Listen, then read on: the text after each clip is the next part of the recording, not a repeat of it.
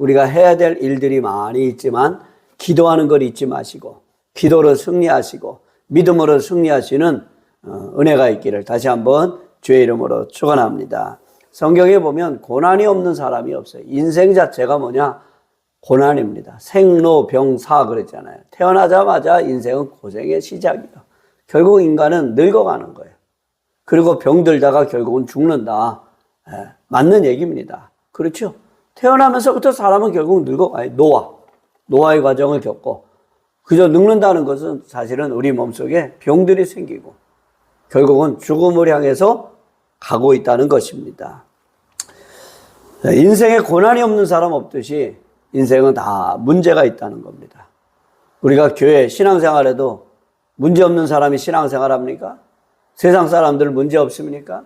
우리가 몰라서 그렇지 알게 모르게 다 누구든지 고난이라는 것, 문제라는 게 있습니다. 물질의 문제, 가정의 문제, 자식 문제, 직장 문제, 사업 문제, 친구 관계 문제, 여러 우리가 알지 못하는 그런 복잡한 세상 속에 살아가요. 그 극도로 스트레스가 되죠. 특별히 우리나라 사람들이 스트레스가 아마 전 세계적으로 제일 심한 나라 중에 하나지 않을까. 그러니까 자살률이 10년 동안 계속 전 세계 1등이 우리나라 아니에요. 요즘 아이들 편한 세상, 잘 먹고 풍족한 세상에 살지만 학업 스트레스, 경쟁 사회에서의 스트레스 없는 사람이 아마 별로 많지 않을 겁니다.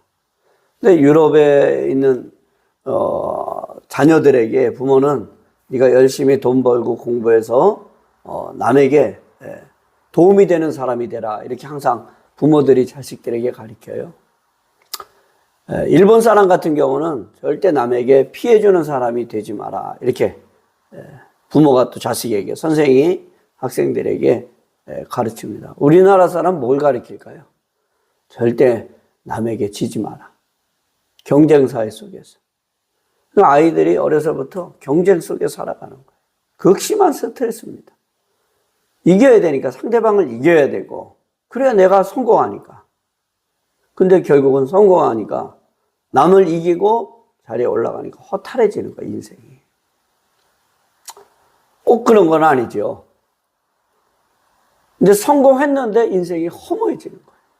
지나친 경쟁 속에서 인생이 불행해지는 거예요. 이제 우리나라가 뭐 전 세계 10인이, 5인이, 6인이 경제적으로 이렇게 부자 나라가 되고 풍요로운 사회가 됐잖아요. 우리나라 5천 역사 속에 이렇게 잘 먹고 풍요로운 세상이 있었을까요? 없었죠. 근데 이때 우리가 이제 지침을 좀 바꿔야 되지 않을까. 6월 3일이면 또 새로운 대통령이 세워질 텐데 우리 경제를 더 이끌어서 잘 사는 나라가 되고 G2 국가가 되고 그것도 좋지만은 저는 이만큼 200개 넘는 나라 중에서 10위 안에 들으면 잘 사는 겁니다. 이제는 경제적인 성장, 풍요가 아니라 삶의 본분, 인생의 본분을 좀 가르쳐주는 지침으로 좀 나가면 어떨까? 교육도 마찬가지예요. 네가 열심히 공부해서 다른 사람에게 유익되는 사람이 되라. 봉사하고 희생하고 돌아볼 줄 아는 사람이 되라. 너만 위해서 살지 말고 타인을 위해서 좀 살아라. 이런 지도자, 이런 스승, 이런 가르침을 하는 사람들이 많아야 삶의 의미가 있는 거예요. 저 한동대학교 배워서 남주자, 교훈이 배워서 남주자. 열심히 공부해서 열심히 성공해서 열심히 살아서 다른 사람에게 유익을 끼치는 사람. 삶의 보람이 있잖아요. 그래서 자기만을 위해서 사는 사람은 결국은 허탈해집니다. 다른 사람을 위해서 사는 사람, 봉사하는 사람, 남을 위해서 배려하는 사람은 인생을 되돌아볼 때 뭐가 남아요? 보람이라는 게 남아요, 보람. 그 기쁨이거든요. 자, 좀 곁길로 좀 나갔습니다만 고난 없는 사람이 없어요. 아브라함도 흉년이 들고 떠돌이 생활 많이 하죠. 이삭도 마찬가지. 이삭 때도 흉년이 들고 어려운 생활 많이 했고 야곱도 마찬가지고 요셉도 마찬가지고 모세도 마찬가지예요. 애굽에 가 살게 되고 바로의 왕자로서 살게 되지만 결국은 살인으로 인해서 광야로 내쫓기게 되고 광야 생활하면서 이스라엘 백성들을 구출해내지요. 출애굽시키긴 하지만 참 고생 많은 인생을 사는 게 모세입니다. 여호수아는 뭐 가나안 땅을 점령하면서, 갈렙도 마찬가지고, 그 다음에 사사기에 나오는 이스라엘의 사람들은 극심한 어려움 속에 약탈당하고 어려움 당하고, 물론 거기는 우상숭배, 하나님 앞에 죄 짓는 걸로 인해서 죄값으로 당하는 어려움이지만 어쨌든 평안할 날이 별로 없었어요. 또 가장 성경에서 고난을 많이 당한 사람이 누구예요? 그게 욥 아니에요. 욥. 정말로 하루아침에 천천병력과 같은 어려움을 당한 사람이 욥이지만 그 욥을 잘 이겨내서 마침내는 하나님 앞에 갑절에 복을 받게 된 인물, 고난의 승리자는 욥입니다. 오늘 이 새벽에 들어오신 분들, 또 기도하시는 분들, 혹시 고난이 있습니까? 어려움이 있습니까?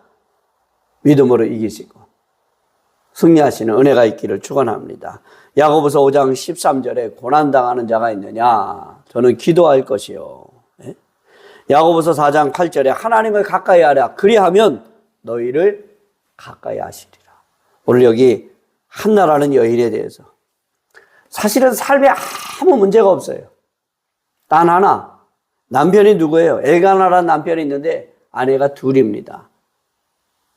한나, 그 다음에 푸닌나. 근데 푸닌나는 아이를 잘 낳는 거예요. 남편하고 하룻밤만 자면 애를 쑥 임신해가지고 쑥쑥 출산을 잘하는 거예요. 한나는 동침을 해도 임신도 되지도 않고, 둘이 갈등이 생기잖아요. 마음도 괴롭고, 내가 아기를 낳기 싫어서 안 낳는 게 아니라 낳고 싶은데 못 낳으니까 얼마나 마음이 괴롭겠어요. 그 푸닌나는 애를 쑥쑥 낳으니까 한나를 늘 놀려요. 화나게 만들어요. 아기도 못 낳는 주제. 내롱내롱 하면서 약 올리니까 늘 마음에 막 격분이 일어나는 겁니다. 마음이 괴롭고 뭘 먹어도 음식이 제대로 들어가지 않고. 그럼에도 불구하고 우리가 이 한나를 통해서 하는 것은 뭐냐? 예? 어떤 삶의 문제, 고난이 있어도 예배생활, 기도생활을 멈추지 않고 계속했다는 겁니다. 이 고난이라는 게 오면, 인생에 문제가 찾아오면 뭐 작은 문제가 아니라 이제 좀 여기서 문제라는 건 좀 크다는 걸 말하겠죠. 그럼 신앙인들의 반응이 두 가지입니다.